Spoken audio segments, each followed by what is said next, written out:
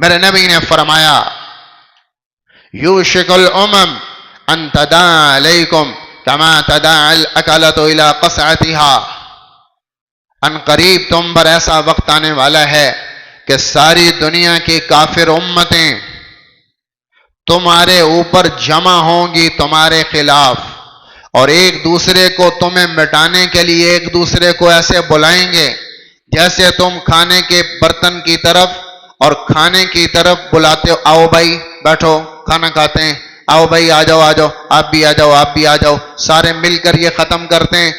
ایسے یہودی کہیں گے آ جاؤ، عیسائی کہیں گے آ جاؤ، ہندو بھی ساتھ ملا لو، مجوسی بھی ساتھ ملا لو، یہ بھی ساتھ ملا لو، دہریہ بھی ساتھ ملا لو، آؤ سارے مل کر اس امت کے خلاف چڑھائی کریں، آؤ سارے مل کر محمد کی امت کو قتل کریں۔ صحابہ نے پوچھا یا رسول اللہ وَمِن قِلَّةٍ نَحْنُ يَوْمَئِذٍ، کیا یہ اس وجہ سے ہوگا کہ اس دن ہماری تعداد تھوڑی ہوگی اور کافر زیادہ ہوں گے، مسلمان تھوڑے ہوں گے، کیا یہ اس وجہ سے ہوگا؟ آپ نے کہا نہیں، بل انتم یومئذ کثیر، بلکہ اس دن تمہاری تعداد آج سے بھی بہت زیادہ ہوگی، بہت زیادہ ہوگی، تم اربوں کی تعداد میں ہوگے۔ مسئلہ تعداد کا نہیں ہوگا، مسئلہ فوج کا نہیں ہوگا، مسئلہ اسلحے کا نہیں ہوگا، مسئلہ ٹیکنالوجی کا نہیں ہوگا، مسئلہ ایٹم بم کا نہیں ہوگا، مسئلہ راکٹ کا نہیں ہوگا، مسئلہ تمہاری تعداد کا بھی نہیں ہوگا، مسئلہ تمہاری ڈگریوں اور تعلیموں کا بھی نہیں ہوگا، مسئلہ تمہارا سائنس میں پیچھے رہ جانا بھی نہیں ہوگا۔ پھر مسئلہ کیا ہوگا کہ ساری دنیا ہمیں کھانے کے لیے دوڑے گی؟ مسئلہ کیا ہوگا؟ آپ نے کہا وَلَكِنَّكُمْ غُثَاءٌ كَغُثَاءِ السَّيْلِ، تم تعداد میں بہت زیادہ ہوگے لیکن تمہاری اہمیت اس طرح ہوگی جیسے پانی کی جھاگ ہوتی ہے، جیسے دریا اور سمندر کے پانی پہ جھاگ ہوتی ہے، وہ دیکھنے میں تو بہت زیادہ نظر آتی ہے لیکن وہ بے قیمت ہوتی ہے، بے اصل ہوتی ہے، بے حقیقت ہوتی ہے، وہ دیکھنے میں پھولی نظر آتی ہے، تم جھاگ کی طرح بہت زیادہ نظر آؤ گے لیکن تم ہوگے جھاگ، ہوگے کچھ نہیں، جھاگ ہوگے، اور تمہارے دلوں میں دشمن کا روب ڈال دے گا اور دشمن کے سینے سے تمہارا روب نکال دے گا۔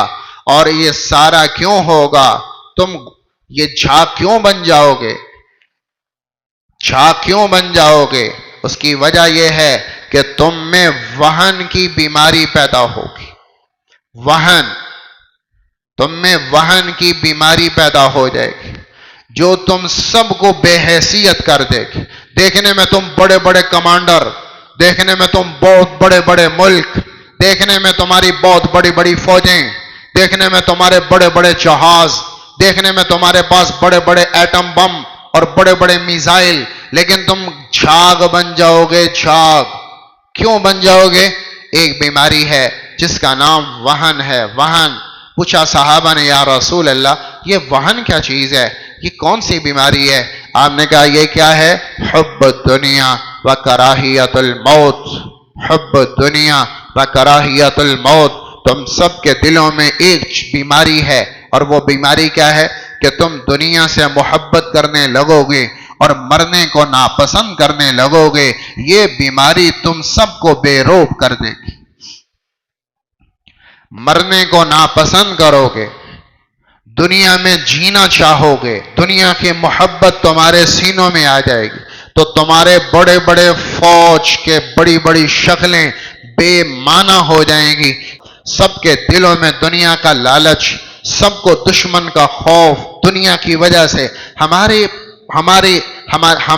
مفادات پہ ضرب نہ پڑے، ہمارے مفادات پر ضرب نہ پڑے، کسی کو سیاست، کسی کو حکمت، کسی کو ڈگری، کسی کو پلاٹ، کسی کو جائیدادیں، کسی کو بینک بیلنس، کسی کو گاڑیاں، کسی کو یورو ڈالر، اور کسی کو اپنے بڑے بڑے بنگلے، یہ سارے انہی چکروں میں دنیا کی محبت، مرنا کوئی نہیں چاہتا، مرنا کوئی نہیں چاہتا۔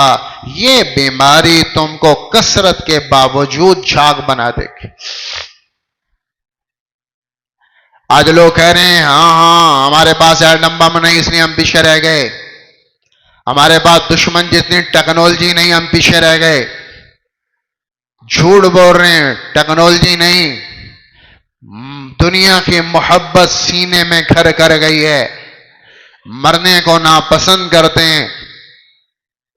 رستم اپنے زمانے کی بڑی طاقت سمجھا جانے والا، کسرا کا کمانڈر رستم، جب قادسیہ میں آنا تھا تو سعد بن ابی وقاص رضی اللہ تعالیٰ عنہ امیر لشکر، 30,000 کا لشکر، سعد بن ابی وقاص رضی اللہ تعالیٰ عنہ نے خط لکھا، جس خط نے دھاک بٹھا دی۔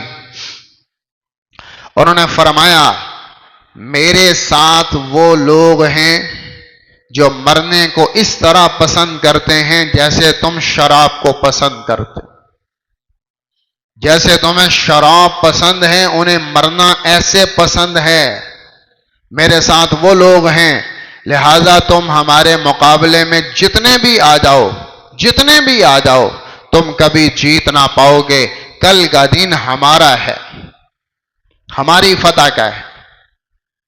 اس چیز نے دھاگ بیٹھا دی اور کافر لرزنے لگے، اور رستم کے بھی پاؤں کانپ گئے کہ ان سے کون لڑے جو مرنے کے لیے آئے۔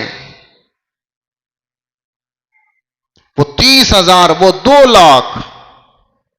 2,00,000 نے 30,000 نے 2,00,000 کو 3 دن میں چھکے چھڑا کے رکھ دی، صرف 30,000 کا لشکر۔ اور صحابہ کی تلواریں دیسی بھٹی میں بنی ہوئی لوہار کی، اور ایران والوں کی تلواریں بڑی لمبی فیکٹری میں تیار کی ہوئی بڑی ٹیکنالوجی کے ساتھ، اور صحابہ کی دیسی تلواریں جو بھٹی میں لوہار نے بنائیں۔ ٹیکنالوجی کا مسئلہ نہیں ہے، دل میں پاور نہیں ہے۔ جنگیں دل سے لڑی جاتی ہیں، تلواروں سے نہیں، جہاز اور راکٹوں سے نہیں، اسلحے اور فوج سے نہیں، فتح دل سے ہوتی ہے۔ جب دل نڈر ہو جائے تو اکیلا آدمی، نہتا آدمی بھی فتح پا جاتا۔ تو میرے محترم بھائیوں، آج کا یہودی، آج کی یہودیت، اور اس نے پورے غزہ کو ملیا میٹ کیا، میں نے اور آپ نے کیا کیا؟ مجھے اپنی دکان کی فکر ہے، اپنی اولاد کی فکر ہے، اپنے مستقبل کی فکر ہے، اپنے سٹیٹس کی فکر ہے، اور ساری دنیا کی محبت میں کھوئی پڑی ہے۔ ایک مسلمان کی ایمانی غیرت نہیں جاگی، لہذا ایمانی طور پر ہم بے غیرت ہیں، ایمانی طور پر ہم بے غیرت ہیں، کیونکہ یہ غیرت ایمانی کا مسئلہ ہے۔ 3 قبیلے رہتے تھے مدینے میں یہودیوں کے۔ جب اللہ کے نبی تشریف لائے تو آپ نے سب سے معاہدہ کر لیا بطور شہری۔ تو یہودی مالدار قبیلہ تھا،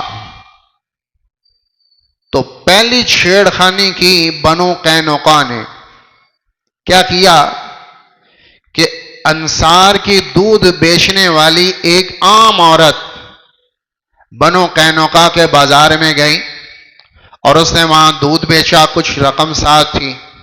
تو یہودی سونار تھے، گولڈ کے تاجر، تو اس نے چاہا کہ میں ایک دکان سے کچھ تھوڑا سونا خریدوں، تو وہ بیٹھ گئی وہاں دکاندار کے پاس۔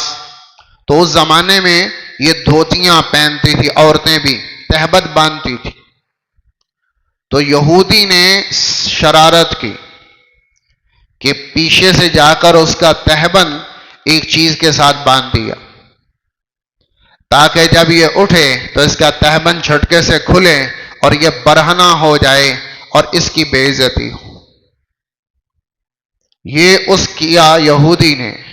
تو جب وہ عورت فارغ ہو کر اٹھی تو وہ تہبند کھلا، اور تہبند کھلا تو وہ سرے بازار ننگی ہو گئی۔